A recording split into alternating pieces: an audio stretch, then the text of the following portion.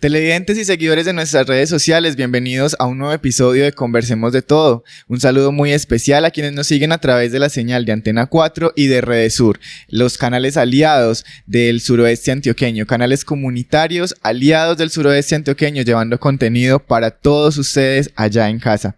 Hoy vamos a hablar de un tema muy interesante, vamos a hablar un poco de bioenneagrama, biodescodificación. Vamos a empezarnos a adentrar en estos conceptos de salud mental que están tomando mucha popularidad en el municipio de Jardín. Precisamente me encuentro con Freddy Alexander Zapata. Él es coach en salud mental y desarrollador de Bioenneagram Coach. Aplica terapias a partir de la biodescodificación y el enneagrama, pero todo basado en una historia de vida muy bonita que precisamente él nos va a estar compartiendo más adelante.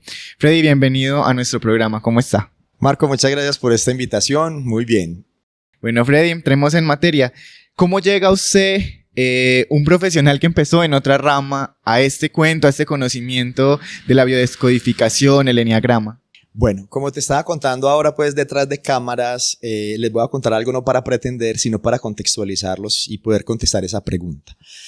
Yo nací en este municipio. Desde muy pequeño pues me fui a jugar voleibol a Medellín con la selección de Antioquia. A mí me dijeron estudie para que sea alguien en la vida, entonces aproveché la oportunidad de estar ya en la ciudad y empecé a estudiar.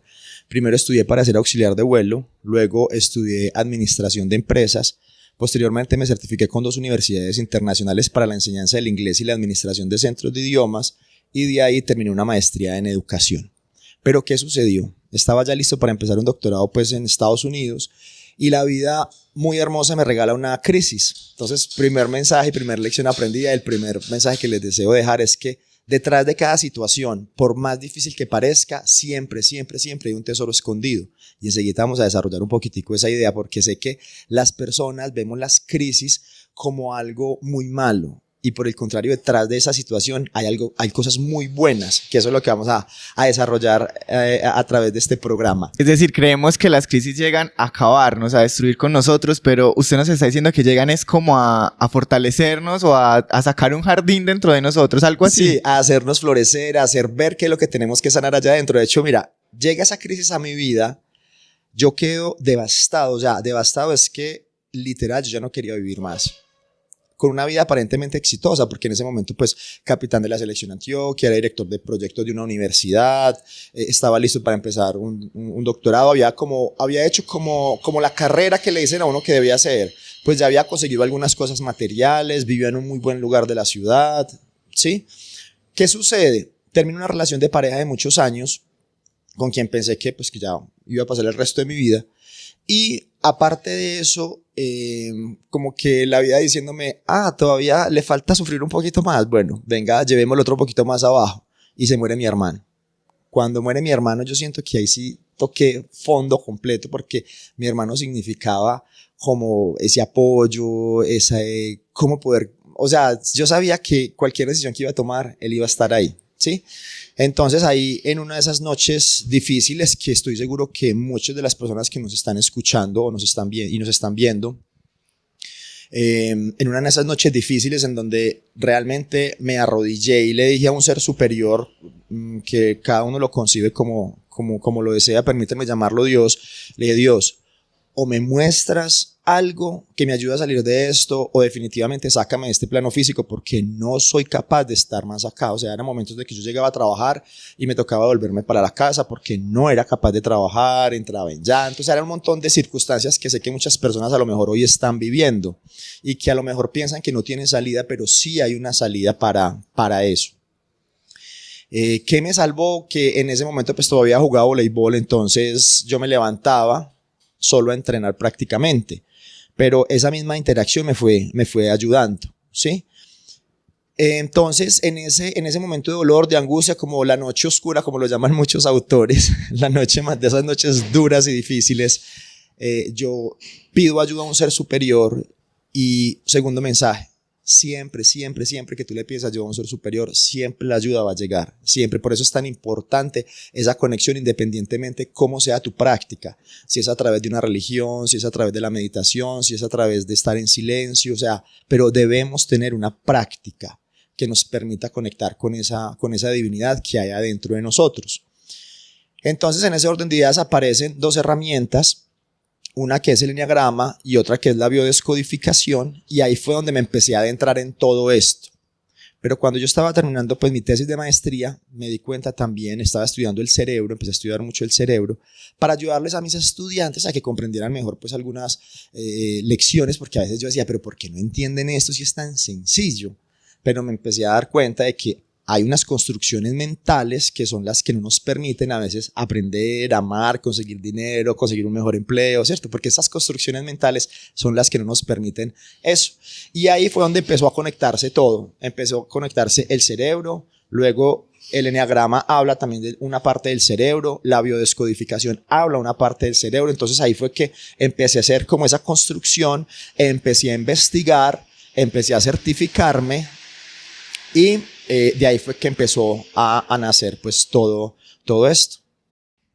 Usted nos comentaba también detrás de cámara que entonces usted empieza a entender esa relación entre el cerebro y los pensamientos, pero no solo desde lo mental, sino también desde lo orgánico. Y hay muchos psicólogos y muchos expertos que dicen que hay que entender cómo funciona el cerebro y cómo funciona la mente y cuál es esa relación entre mente y cerebro para poder empezar a autogestionar los pensamientos. Digamos, hablemos un poquito de esa relación existente ahí entre cerebro y mente. Perfecto, entonces vamos a ir iniciando por comprender cómo funciona esto que tenemos aquí, que puede ser o tu mayor aliado o tu peor enemigo, ¿sí? Entonces vamos a empezar a comprender. Hay un médico, él fue médico y fue psiquiatra, se llama el Dr. MacLean, y él desarrolló una teoría que se llama la teoría de los tres cerebros. Él dice en esa teoría que todos tenemos un cerebro, pero que ese cerebro está dividido en tres partes, y de ahí parte como mucho de la psicología, de las neurociencias, de muchas teorías están pegadas pues como de ahí de esa teoría de ese doctor. Entonces él dice que tenemos tres cerebros, entre ellos uno muy pequeñito que se llama el cerebro reptiliano. ¿Qué le interesa a ese cerebro? La supervivencia, mantenernos vivos. Entonces, ¿cómo reacciona? Huye o ataca. Sí, vamos a tratarlo de hacer como bien concreto. Huye o ataca, eso es lo que le interesa a ese cerebro. O paralízate, porque muchas veces es la reacción de la gente, ¿cierto? Ante una circunstancia difícil, ante una amenaza digamos, de un tigre, ¿cierto? Normalmente, ¿cómo reaccionamos? Huyendo, atacando o paralizándonos. ¿Listo? Ojo pues, porque eso lo vamos a llevar hacia adelante, porque es que es la misma reacción que tenemos frente a una circunstancia difícil, por ejemplo, en el trabajo, en la casa, con mi pareja, ¿cierto? ¿Qué hago? Huyo, ataco o me paralizo. Ahora, aparece otro cerebrito que se llama el cerebro emocional, el cerebro límbico, mamal, tiene como esos nombrecitos. ¿Qué pasa con ese cerebro? Ahí donde están todas nuestras emociones.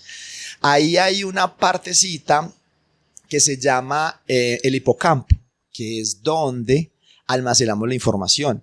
Y podríamos hablar muchas cosas del cerebro. De hecho, pues el cerebro del hombre y la mujer son diferentes. Eso nos serviría también para conversar mucho rato, porque una cosita tan sencilla como estos.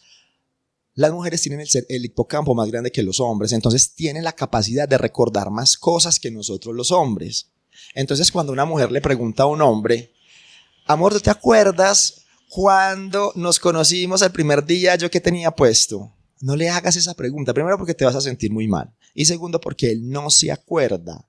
Y no es porque no te quiera, no es porque no te ame, sino que es que, verdad, hay información que, eso es como el disco duro, entonces hay información que no va a ser tan relevante, ¿sí? Y no se va a guardar allá, pero otra información sí va a estar guardadita ahí. Entonces, en cambio, la mujer sí se acuerda, porque tiene el hipocampo más grande. Y así podríamos hacer un montón de diferencias y ver cómo es que funcionamos los hombres y mujeres, ¿cierto? Tenemos una construcción diferente en el cerebro.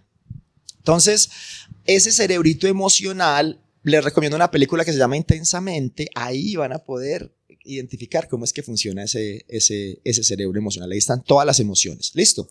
Ojo, en estos dos cerebritos es que se registra todo. Un ejemplo muy claro para eso, yo sé que la mayoría de ustedes están muy jóvenes, pero no sé si recuerdan un evento, el del 11 de septiembre, creo que fue el 2001, cuando uno le pregunta a la gente, ¿usted dónde estaba el 11 de septiembre del 2001? Normalmente la gente le dice, ay, yo estaba en el colegio, ay, yo estaba en tal parte, ay, yo estaba en un restaurante. Pero si le preguntamos, ¿usted dónde estaba el 11 de septiembre del 2008? La gente no recuerda. ¿Por qué sí recuerda ese evento? Porque fue un evento que marcó la historia del mundo, fue un evento que a todos como que nos movilizó, entonces hubo una emoción y hubo algo de supervivencia. Entonces, en ese orden de ideas es que vamos guardando información allá en el cerebro. Se dice que ahí está prácticamente el inconsciente, en ese cerebro reptiliano y en ese cerebro límbico o mamal. Ahí también hay dos componentes muy interesantes. Entonces a veces la gente dice, ay, pero yo ¿por qué no manifiesto nada? ¿Por qué no manifiesto nada? Hay algo que se llama, en el cerebro reptiliano, algo que se llama el sistema reticular ascendente. Los psiquiatras lo conocen como SARA. Se encarga de seleccionar la información que usted va a ver. Es decir, selecciona, es selectivo. Ejemplo, una mujer queda en embarazo y de esas cosas que, pues bueno, la noticia puede ser o muy impactante o de mucha alegría, ¿cierto? Entonces, cuando sale a la calle, va a empezar a ver mujeres en embarazo, niños, un montón de niños, va a empezar a ver coches, va a empezar a ver tiendas de ropa de niños, porque su sistema reticular ascendente le está mostrando en donde ya tiene puesta su atención, ¿sí? Y eso aplica para todo. Si usted todo el tiempo está diciendo, ay, es que el dinero no alcanza, adivine qué le va a mostrar su sistema reticular ascendente. Eso mismo. Le va a mostrar de pronto gastos. Exacto, empieza a mostrarle gastos, deudas, se le daña la moto, se le daña el carro y uno es como, pero no, ¿yo qué me hice? Pucha, estoy salado, tengo que ir a buscar a X o Y persona, pero no, es solamente tu mente, ¿cierto? Claro, yo lo digo porque desde las comunicaciones y desde la publicidad es un factor que aprovechamos también precisamente para impulsar las ventas y el comercio de ciertos productos, y que se ve mucho también ahorita en el marketing, en redes sociales, y bueno, uno dice, ay no, es que me están espiando, pero es que en realidad estamos como prediseñados a ver lo que de cierta manera queremos ver. Exactamente, de hecho, la neurociencia, el neuromarketing, el marketing, o sea, hay un libro de un autor que se llama Jürgen Klarek, creo que es el nombre, y él dice, creo que se llama véndele a la mente y no a la gente, algo así, porque esos dos cerebritos que les he hablado hasta el momento, el reptiliano y el límbico, son los que se encargan de tomar el 95% de las decisiones que tú y yo tomamos hoy. Aparece el otro cerebro que se llama el cerebro mental, neocórtex o frontal, que es esta parte que tenemos acá, ¿sí? Y que es el que se encarga de pensar, y donde están el lóbulo derecho y el lóbulo izquierdo, ¿cierto? Están estas dos partes acá. Y ese cerebro es el que yo lo llamo a veces como la lora de la casa, el que todo el día te está diciendo, por ejemplo, tú te levantas y te miras al espejo y te empieza a decir, estás flaco, estás gordo, estás bonito, estás feo, uy, no, hoy sí definitivamente... ¿Qué te pasó? Mira cómo tenés este ojo, mira cómo tenés este pelo, se te cayó una oreja, en fin, es una conversación ahí interna todo el tiempo. Que muchos llaman el autocrítico. Exacto, todo el tiempo ahí hable y hable y hable y hable y enloqueciéndonos, ¿cierto? Y es el que cree que toma las decisiones, pero normalmente son los otros dos cerebros los que toman las decisiones que tú y yo tomamos todo el tiempo. Pero podría ser entonces el que llega de pronto a reprocharnos esas decisiones que ya hemos tomado. Claro, y ya empieza esa conversación mental a veces cuando tomamos una decisión y empieza, usted no debería haber hecho eso, mejor debería haber hecho esta otra cosa. ¿Qué hubiera pasado si lo hubiera hecho de otra manera? ¿Qué hubiera pasado si hubiéramos hecho? No, vení, más bien, no importa, dejemos el orgullo, vamos, hablemos, y empieza a hablar y hablar y hablar. Pero normalmente ese cerebro va y le consulta a los otros dos, ¿cierto? Porque eso es una cosa como inconsciente, es un proceso como inconsciente. Entonces, ¿qué sucede? Que cuando empecé a comprender el cerebro, me empecé a dar cuenta de que todo lo que estaba sucediendo afuera de mí tenía que ver con una construcción mental, porque ¿cómo se configura ese cerebro? Ese cerebro se configura a través de varias cositas. Uno, a través de la cultura, ¿sí? Aquí, por ejemplo, no comemos perro de 4 patas, ¿sí? Pero en otras culturas comen y eso es normal. En otras culturas la vaca es sagrada. Aquí nos comemos la vaca. Está también los sentidos, es decir, y ojo, que ese es otro de los mensajes, atentos a lo que vemos, atentos a lo que escuchamos, atentos a lo que hablamos, atentos a las conversaciones que tenemos entre los amigos, ¿cierto? Y atentos a las conversaciones que tenemos internas, porque normalmente lo que tú decías, hoy las redes, la televisión, ¿cierto?, son unos mecanismos muy poderosos para llevar información, pero también son mecanismos que a veces le generan a las personas inseguridades, frustraciones, porque ahí salen unos parámetros, por ejemplo, de belleza. Entonces, ¿cómo estamos todos de preocupados si estoy encajando en ese parámetro? Y ese parámetro lo dieron personas como tú y como yo. Claro, las redes sociales son una plataforma de comparación social. Exacto. Siempre es como, es que esta es la moda, entonces si tú no estás a la moda, estás por fuera, pero entonces también me empiezo a sentir mal porque no logro llegar a tener el cuerpo de ese Instagramer, de ese YouTuber. Claro. Y entonces, ¿con qué están jugando ahí? Con nuestro cerebro reptiliano. Que al cerebro reptiliano le interesan todos esos temas de reproducción, todos esos temas de pertenecer, todos esos temas junto con el emocional, ¿cierto? De pertenecer, de hacer parte, porque somos seres sociales, o sea, de verdad nos necesitamos los unos a los otros. Y esa es una de las cosas que habla también un libro que apareció en algún momento de la vida que se llama Un curso de milagros y dice, el error es que creemos que estamos separados los unos de los otros. Y creemos que somos diferentes los unos de los otros y realmente no somos tan diferentes, o sea, realmente somos muy parecidos independientemente de que hayas nacido en otro país. ¿Qué es lo que cambia? Lo que yo te estaba diciendo, cómo se configura la mente, ¿cierto? De las cosas que vemos, de las cosas que escuchamos, de las cosas que, la otra que me faltaba, las cosas que vivimos, porque ahí también se va formando todo eso, ¿sí? Entonces, cuando empezamos a indagar en lo que está sucediendo en la mente, que cuál es la forma, ¿cómo me doy cuenta que está pasando aquí? Con lo que está pasando afuera. Y yo decía, pero ¿cómo así? Claro, esa es la única forma. Entonces, por eso yo les decía al principio, toda situación, por más difícil que parezca, siempre tiene un tesoro escondido. Porque todo lo que está pasando allá afuera son situaciones que yo fui codificando o guardando en mi mente y que gracias a esa situación yo las puedo ver para poderlas ir sanando e irlas transformando. Yo tengo un ejemplo que yo sé que a la mayoría de gente se le queda en la cabeza y que por eso seguro me recuerdan mucho y a ratos dicen, ay, mira, el del moco, pero es porque yo los voy a invitar a que hagamos un ejercicio sencillito. Imagínense que pongamos la mano izquierda al frente, imaginémonos que nos estamos mirando a un espejo. Entonces, cuando yo me miro a un espejo y me doy cuenta de que tengo un moco en mi nariz, ¿yo dónde debo limpiar el moco? ¿En el espejo o en mi nariz? En la nariz. ¿Cierto? Obvio, así de sencillo, ¿cierto? Con un papel, me limpio, lo deposito en una canequita y listo. Bueno, pero vemos algunos que a veces vamos a limpiar el espejo. Exacto.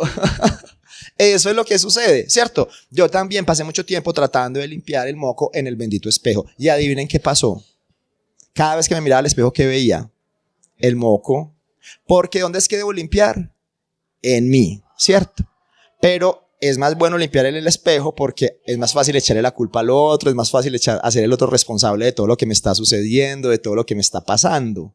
Entonces, claro, ¿qué sucede? Que otra pregunta, ¿alguna vez han tratado de cambiar a alguien? Claro, creo que todos en la vida hemos tratado de cambiar a alguien para que sea más agradable la convivencia, posiblemente.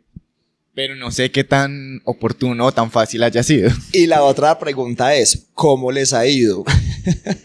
Creo que aquí todos sabemos la respuesta. Exacto. No nos va tan bien, porque otra vez volvemos a lo mismo. Si trato de limpiar el moco en el espejo, cada vez que yo me mire al espejo, la imagen va a ser la misma. Y pueden hacer como yo, se pueden ir de aquí del pueblo, irse a vivir a Medellín, a ver si la vida se transforma y no de pronto no se transforma, quiero ver el espejo de aquí y decir, no, es que en Jardín no saben hacer espejos. Y irse para Medellín a comprar un espejo más bonito y más grande, pero adivine qué voy a ver cuando me mire al espejo, el mismo moco. Y digamos, no, entonces vámonos de este país, porque esto, aquello, lo otro, ¿sí? Porque siempre le estamos echando la culpa a lo externo. Y nos vamos a otro país y adivine cuando me mire al espejo qué voy a ver, el bendito moco, ¿sí? Entonces, ¿qué es lo que hay que hacer? Transformarlo en mí, limpiar en mí. Y de ahí sí va a cambiar el reflejo. Por eso les decía, es muy importante, para saber lo que tenemos aquí, es muy importante observar lo que está sucediendo allá afuera. Y otro conceptico para completar todo eso. A mí me gusta, permiso, cojo este lapicero. A mí me gusta mucho poner este ejemplo, pero este lapicero antes de que estuviera en este plano físico, ¿qué fue? A la gente dice, no, fue madera, no, fue caucho, no, fue no sé qué. Pero esto fue una idea de alguien. Alguien pensó en esto y adivinen qué apareció aquí. Bueno, creo que desarrolló la idea y formó el lapicero. Exacto, porque de dónde parte todo, incluso pues en algunos apartes de la Biblia, hay muchos textos sagrados, en fin, dicen que hay que cuidar los pensamientos. Entonces, Todo, absolutamente todo. Marco, tú y yo fuimos una idea, primero un pensamiento de alguien que dijo, ve qué rico tener un hijo. Y pum, aparecimos tú y yo aquí en este plano físico, ¿cierto? Entonces, todo lo que aparecía aquí en este plano físico fue primero una idea que pudo haber sido consciente o inconsciente. De todos modos, en la parte donde hablas de pensamientos, creo que me parece muy importante resaltar que los pensamientos guían nuestras acciones. Muchas veces uno cree que las acciones o las decisiones que tomamos son inconscientes, pero es que en realidad son pensamientos que ya están ahí, que a veces no somos conscientes de ellos, pero ellos son los que nos van a guiar en el transcurso de la vida. Bueno, Freddy, pero ¿cómo empiezas o sea, qué te dice a ti que ese conocimiento debes compartirlo? Porque bueno, lo aplicaste a tu vida, saliste de esa crisis, pero ¿en qué momento dices, quiero compartir esto con los demás? Qué bueno, Marco, que preguntas eso, porque antes de pasar a responder eso, te voy a complementar algo que estabas diciendo anteriormente, y es, tú dijiste, los pensamientos son los que guían nuestras acciones. Y míreme esto tan bonito. Hay algo que un autor desarrolló esto y él decía, ¿qué nos mueve primero? Un pensamiento, ¿sí? Eso es lo que mueve todo, un pensamiento. Porque un pensamiento que genera una emoción, esa emoción que genera una acción y esa acción que genera un resultado. Y si miramos eso y lo atravesamos como esa línea, nos vamos a dar cuenta de que muchas veces, ejemplo, a mí me gusta mucho una persona que vive en Ciudad Bolívar. Entonces, yo tengo un pensamiento, me gusta. Entonces, eso que genera una emoción, como una ilusión, porque, no, pucha, vive en Bolívar, pero no me importa. ¿Qué genera eso? Una acción que pienso, no, entonces me gusta mucho, me siento muy bien, voy a ir a Bolívar. ¿Y cuál es el resultado? Termino en Bolívar cada 8 días, cada 2 días, cada 3 días. ¿Sí? Pero ves el proceso y eso aplica para todo. Cada vez que yo pienso en algo, ese algo me va a generar una emoción, esa emoción me va a generar una acción y esa acción me va a generar un resultado. Entonces eso sucede con todo, con todo. ¿Listo? Ahora, ¿qué me llevó a esto? Miren, hay 2 cosas que a mí hoy me gusta mucho hacer. Una de ellas fue que cuando yo empecé a salir de esa crisis tan fuerte, yo no tomé medicamentos. Yo estoy seguro que hoy, con todo lo que sé, si yo hubiera ido a donde algún especialista, seguramente hubiera terminado medicado, porque lo que tenía era algo muy fuerte y sé lo que se siente. Sin embargo, a través de todo lo que sucedió, de todos los autores que escuché, de todas las personas que leí, de todos los libros que consulté, ¿sí? De todo lo que estudié,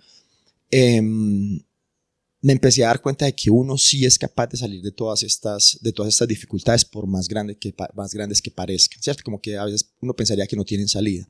Entonces, en ese momento que yo empecé a salir de todo esto y que yo conocí el eneagrama y la biodescodificación, yo dije, me voy a dedicar el resto de mi vida a mostrarle estas herramientas al mayor número de personas posibles. Porque si con mi vida, a lo mejor puede salvar la vida de muchas otras personas, ¿sí? Hay muchas formas, hay muchas herramientas, pero esta es una de tantas otras, no es la única, y también quiero reconocer eso, que me funcionó a mí y que puede que le funcione a muchas otras personas, porque esos procesos duros, hay que vivirlos, hay que pasarlos, hay que sentirlos. Y si tú ves, de alguna manera, hoy muchas de las cosas que tenemos en la sociedad nos alejan cada vez más de lo que estamos sintiendo. Y las emociones hay que sentirlas, o sea, son parte fundamental de nuestro vivir. Hay que sentirlas, hay que vivirlas, hay que reconocerlas para poderlas gestionar. Ni siquiera es para controlarlas, porque cuando uno controla algo, tarde que temprano va a explotar o va a salir de ahí. Entonces fue en ese preciso momento, en ese momento de crisis, en ese momento en donde yo logré salir de ahí, que yo dije, tengo que mostrarle esto a muchas personas. Eso es una de las cosas que siento que me salvó la vida, a lo que hoy me dedico, y por eso lo hago. Y algo más que siento que me salvó la vida y que por eso también lo hago fue jugar voleibol, entrenar. Entonces hoy también es otra cosa que hago, pues, como de labor social, para trabajar con los jóvenes que quieran estar ahí y darles como sentido de vida para que se puedan salvar sus vidas. Bueno, Freddy, precisamente con usted entonces vamos a entrar a hablar de lo que es el eneagrama, la biodescodificación. Yo creo que ya para este episodio no nos va a dar, pero antes de eso yo quiero preguntarle, ¿esto se puede entender o se puede tomar como psicología? Ve, esto no es una rama de la psicología. Sí, de hecho, pues yo te contaba pues mi profesión, yo de profesión no soy psicólogo y es una de las cosas que yo le digo a las personas cuando llegan a consulta, ve, yo no soy psicólogo, trabajo esta terapia que es una terapia alternativa que te puede servir para que la personita decida si desea tomar una cita con un psicólogo, y de hecho pues ahí en el consultorio también hay un psicólogo, o se desea quedar en la consulta conmigo, ¿sí? ¿Qué hay ahí? ¿Qué sí hay? Hay muchos términos de la psicología. De hecho, pues yo trabajo con una psicóloga, he atendido muchos psicólogos también, ¿sí? Y trabajo mucho de la mano con una psicóloga, porque cuando de pronto hay un caso que yo veo que definitivamente yo no puedo atender, lógicamente yo debo ser responsable con eso y decirle, no, ven y te voy a recomendar a estas personas, ¿sí? Hay casos también en donde uno dice, esto pareciera un tema porque hay unos temas orgánicos, de hecho en biodescodificación se estudia mucho todo lo que es el cuerpo, cómo funciona el cuerpo. Entonces hay un libro, por ejemplo, que se llama La sabiduría del eneagrama, que es uno de los libros pues, más consultados, y ese libro combina la psicología con la sabiduría del eneagrama, combina los conceptos modernos de la psicología. Muchos de los conceptos que yo también trabajo, que sé que muchos psicólogos utilizan, a mí me gusta mucho Carl Gustav Jung, él tiene, ¿cierto?, la teoría de la sombra.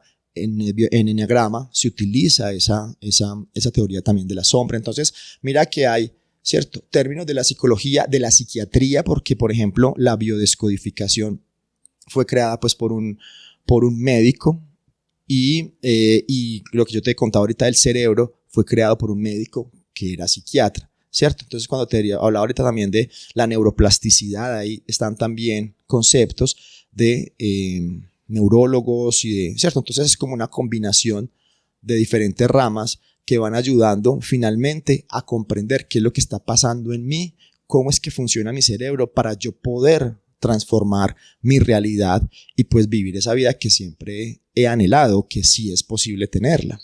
Y de alguna manera, pues este tipo de terapias se alejan, digamos, de las convencionales, que casi siempre son los medicamentos y que muchas personas en realidad prefieren rechazar porque, pues, tomar medicamentos también implica que un cuidado un poco mucho más, digamos, especial con el resto del cuerpo, porque todo medicamento de alguna manera, pues, funciona, pero afecta al cuerpo también. Exacto. Sí tiene algunas, sí, cuando uno va y busca como efectos secundarios, no todos, pero sí la mayoría, tienen efectos secundarios en nuestro cuerpo. O sea, pues eso no quiere decir que no vamos a tomar medicamentos, porque pues los medicamentos están precisamente para nuestra salud, pero a veces uno desconfía mucho como, pues es que tomar medicamentos por todo, porque en realidad pues hay efectos secundarios que no sabemos. Hay efectos secundarios y de verdad, miren, lo que yo te decía ahorita pues detrás de cámara, pues claro, es que la medicina es muy importante, yo no estoy diciendo que no, de hecho yo trabajo en un consultorio y a veces llegan personas con dificultades de salud y yo nunca les digo deje de tomar el medicamento, no, vaya donde su médico, porque vuelvo y te digo, debemos ser responsables con todo esto, vaya donde su médico, que su médico es el que le va a quitar el medicamento, no yo. Pero ¿qué sucede? Nuestro cuerpo es muy sabio. Nuestro cuerpo nos puede ayudar a mejorar cualquier tipo de dificultad que nosotros tengamos y seguramente eso lo vamos a estar hablando el día que vamos a hablar de qué es la biodescodificación y para qué sirve. Pero hay una sabiduría en nosotros que nos dice incluso hasta cuándo comer, qué comer, cómo comer. No sé si... Claro, muchas veces dice, tengo hambre, pero de algo rico. O tengo hambre, pero de algo dulce. Ajá. Y uno lo siente, ¿cierto? Entonces, y no todo el tiempo. Imagínate todo el tiempo nosotros comiendo dulce, o todo el tiempo comiendo fritos, o todo el tiempo, ¿sí? Que eso es como lo que nos ha llevado también a enfermar. Freddy, ha sido una conversación muy amena, muchas gracias por acompañarnos y ahora pues recordémosle más bien informémosle a la gente esos espacios donde te pueden contactar, donde pueden encontrar una asesoría precisamente pues como para su salud mental. Claro, tengo una cuenta en Instagram que se llama BioEneagram Coach, ese Enneagram está con doble N. Sí, ahí me pueden seguir y ahí hay un linkcito abajo que dice Linktree y ahí están todos mis datos. Si de pronto no manejan Instagram, me pueden contactar a través del teléfono 300-448-1819 o ahí en el consultorio en la carrera 10, número... Calle 10, calle 10. Sí, calle 10, es calle 10. Calle 10, número 253. Bueno, televidentes, ya saben entonces dónde contactar a Freddy. Recuerden que esta conversación continúa aquí en Conversemos de Todo. Muchas gracias por su sintonía y nos vemos en un próximo episodio. Recuerden que vamos a estar hablando de biodescodificación, enneagrama con Freddy precisamente. Muchas gracias nuevamente y nos vemos pronto.